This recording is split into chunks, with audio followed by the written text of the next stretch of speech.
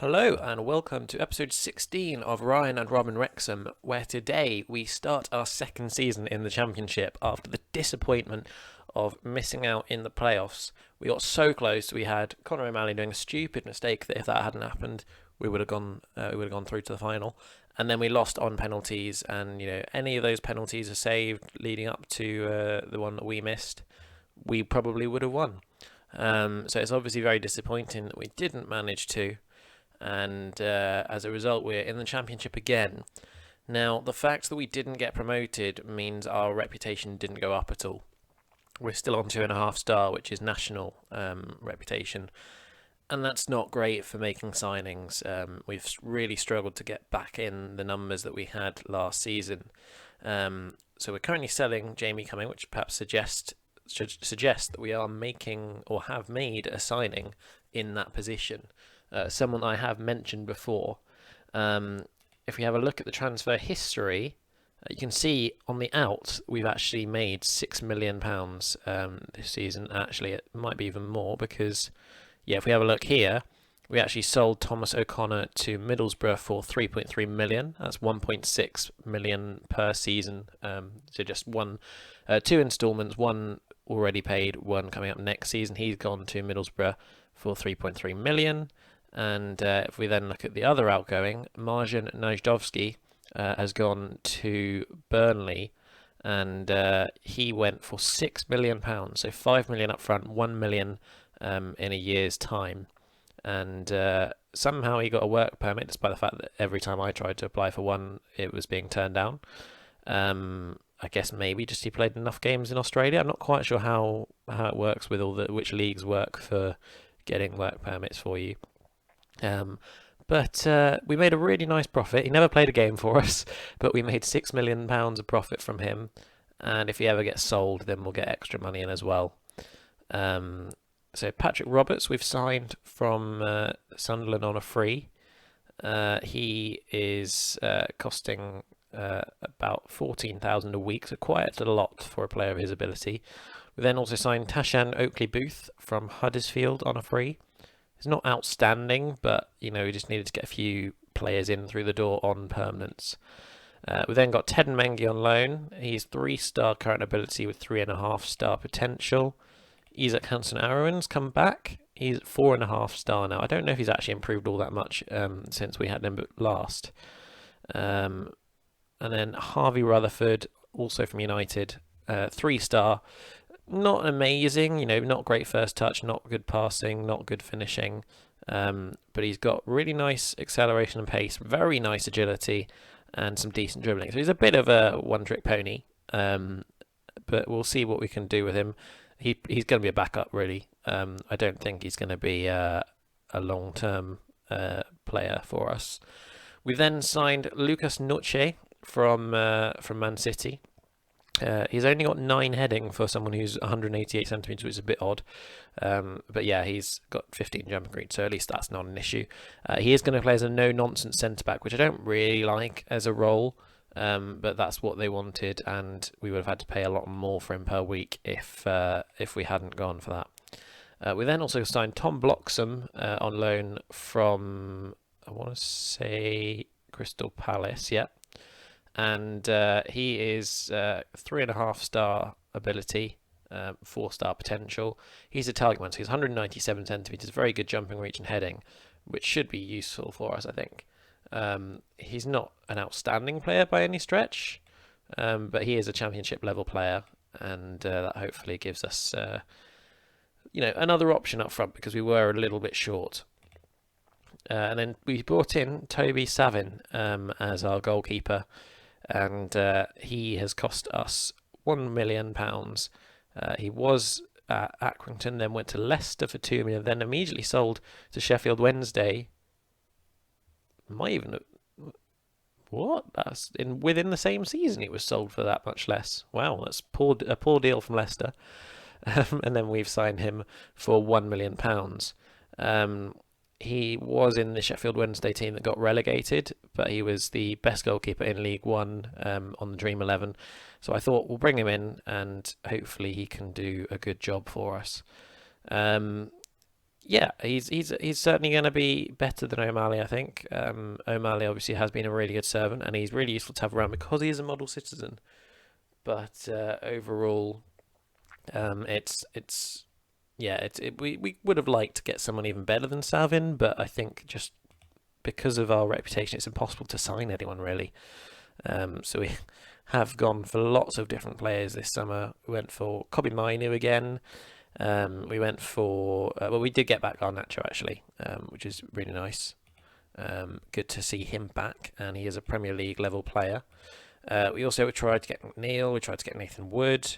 We're trying to get Dane Murray, and none of them would come. So that was a little bit disappointing. As a result, we've got the likes of Brett Powell in the first team squad, and also, where's he gone? Simon Evans, who is now, he's wanted by someone, St Mirren on loan, so he's not going to be going there. He's now 2.5 star and a championship standard player. So he's definitely starting to show that he can be good enough.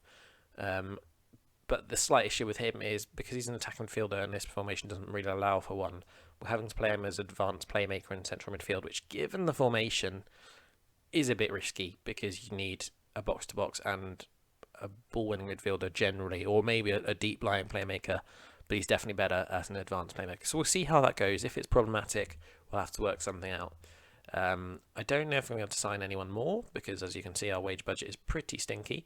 And unfortunately, the club director decided he was going to scale back his investment from now on, which just is completely unhelpful. And I don't know, it might mean that at some point we lose Ryan Reynolds and Rob McElhenney, and then that would slightly defeat the point of this series. But let's hope that doesn't happen.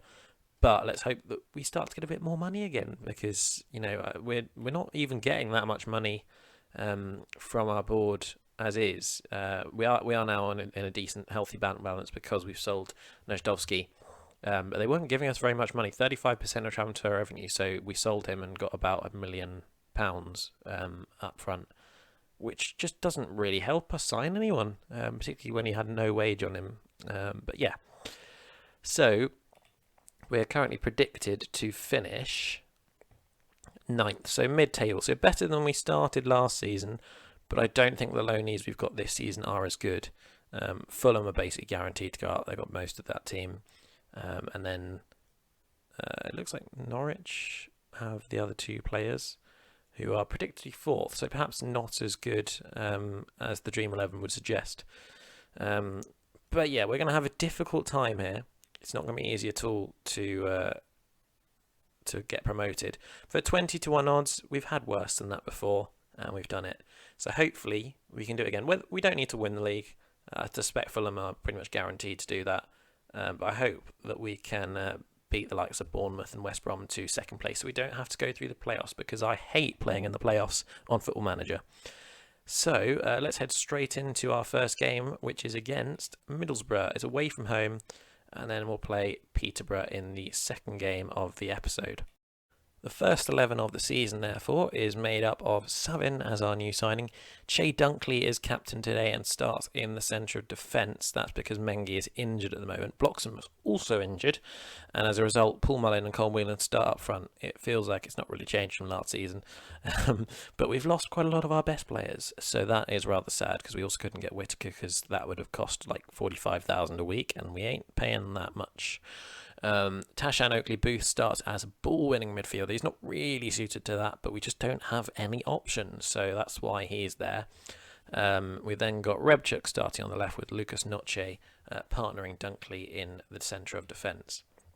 Let's hope that we can start the season on a good note and lay down a marker for all our opponents, because last season we did not start very well. We were in the relegation zone for a little bit and then eventually found our way back up the league. And it looks like it might be a bad start, because this is always a goal. I hate every time I see that position. I'm more confident it's a goal than a penalty is going to be. You just know it. Oh, it's very frustrating. I actually looked at Leighton Clarkson as an option because I've got him in the past on these sorts of saves for free and then for £55,000 from Liverpool. And he's turned out to be a decent Premier League player. He would cost a couple of million now, so I think we've missed the boat on him on this save. 25 minutes in, and we are still struggling to get involved in this game. Levi Colwill, another one we approached, and he wanted too much money for us to pay. He wanted about $25,000 a week, which we just can't afford at all. We're working on a threadbare budget compared to pretty much everyone in the league, which perhaps makes our achievements last season particularly impressive, but does make it a lot harder to ensure that we build a squad capable of challenging for the title. Callum White on the right-hand side. It's taken off Hanson Aaron, but the ball's come in anyway, and now Garnacho heads it straight into Cairns. Pretty comfortable save for him, no real stress there. He whacks it long, it's gone over Noche. And how has that gone in? That looked like it had gone wide, and then suddenly it just swung in. What happened there? Cairns whacked it long, poor defending from Noche, but he looked to have recovered. There's just some really weird curve on that. And yeah, Savin's not covering himself in glory. We're 2-0 down. We've only had 3 shots on target for our opposition, and we have been better on expected goals. We'll give the boys a piece of our mind. And hopefully we can turn this around. But it's not a promising start to the season. And lots of yellow cards for us as well, which is a bit concerning. I'm a little bit worried for this season. It's just, you know, when you come so close, it's frustrating to then have a team that's worse than it was before. You think you'd usually like to build on success rather than have it torn apart. Paul Mullin has scored, but it's probably going to be disallowed for offside. Oh, this game is not liking me right now. We're a penalty away from the Premier League. And instead we're stuck with the same guys who aren't quite at the level that we need. And then missing a lot of the loanees that carried us last season. Colm Whelan just over. I think we'll go attacking. We need a bit more from the boys today. Hanson Aaron is tired, so we'll get him off for Harvey Rutherford. And what else do we do? Oh, it's not a whole lot of options. Get Simon Evans on, I think. Hopefully he can create something from deep.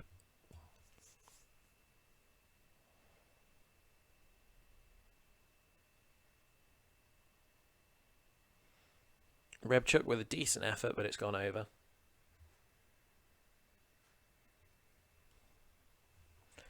And now Garnacho's tired, but he's probably our only player capable of doing real damage for us. Let's get Patrick Roberts on and give him a chance in this game. And Harvey Rutherford is also more of a winger than an inverted winger. Don't really like playing with 2 wingers on both sides. I prefer either inverted wingers on both sides or a winger and an inverted winger, but it's just what we've got to deal with today. And another free kick for Middlesbrough, Colwill, and how is it 3-0? Savin's not got close to anything today, really. This has me concerned.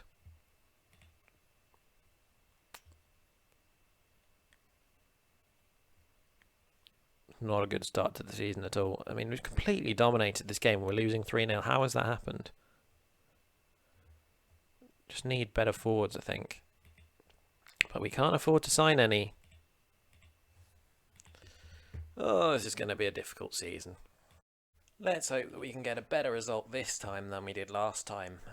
Brett Powell starts in the centre of defence in place of Che Dunkley. Hopefully that will be enough to help solidify us a little bit. And hopefully Savin actually makes a few more saves this time. Because he only had a 50% save rate in the last game, which is not good at all. Aside from that, it's pretty much the usual 11. Josh Gilney's come in for Hanson Aaron just because of fitness concerns. We played in the first round of the Carabao Cup this week against Fleetwood Town. I went for a heavily rotated squad and we drew 0-0 but won on penalties 3-1, which is not ideal for keeping the squad, rested, having to play extra time and penalties. Or it might even just go straight to penalties actually. But it wasn't the greatest performance given they're a league below us, but they are, we did win in the end and that's all that really matters. Noche heading over the bar. He was in a good position there, just couldn't quite keep it down. Callum White chasing that ball down. Josh Ginnelly sends it in nicely, but can't get it through to one of our players. Now Rebchuk on the left-hand side. Oh, that's a decent effort. Mullin heading it towards the top corner, but kept out by Grimshaw.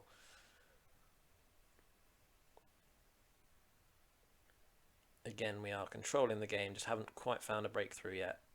I'm hoping that this is not a problem, because obviously we've lost Whittaker's goals, and Hanson Aaron's not really a goal scorer, so I'm hoping that doesn't prove costly. And Mullin's hit the bar now.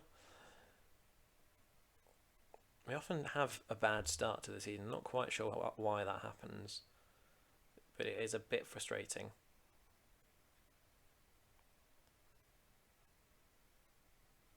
It might be a pre-season issue, to be honest. Oh, Savin, what are you doing? There's some problem with this guy. He's not good at all. At least not based on what he's shown so far.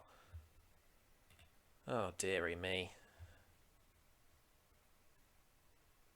He's on fraud watch, is Savin. Not good at all.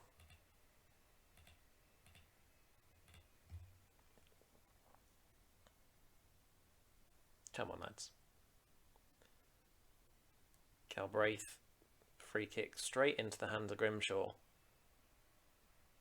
And now Peterborough will look to build from the back, and it's gone.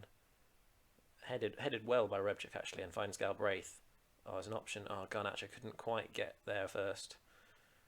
Now Oakley Booth, really good ball into Ginnelly. Sends it back to White. Can he get one of his trademark crosses in? Oh, he gets a very nice swing on them, but Garnacho can't head it home. Rebchuk to take the throw in. Whelan finds Mullin. Oh my God, how is he continually missing these chances? He's had so many efforts in this game.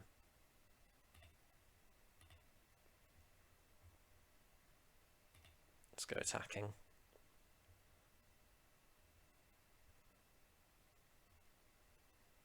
Come on, this is awful, lads. What is going on? We'll get Patrick Roberts on.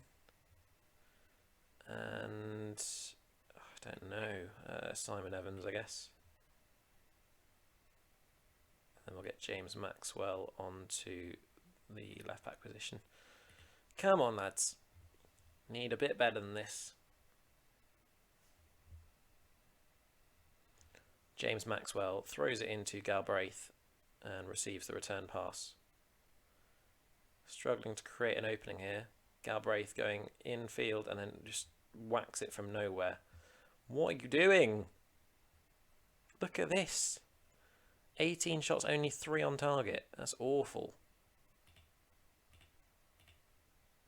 I'm going to berate the boys because this is not good enough.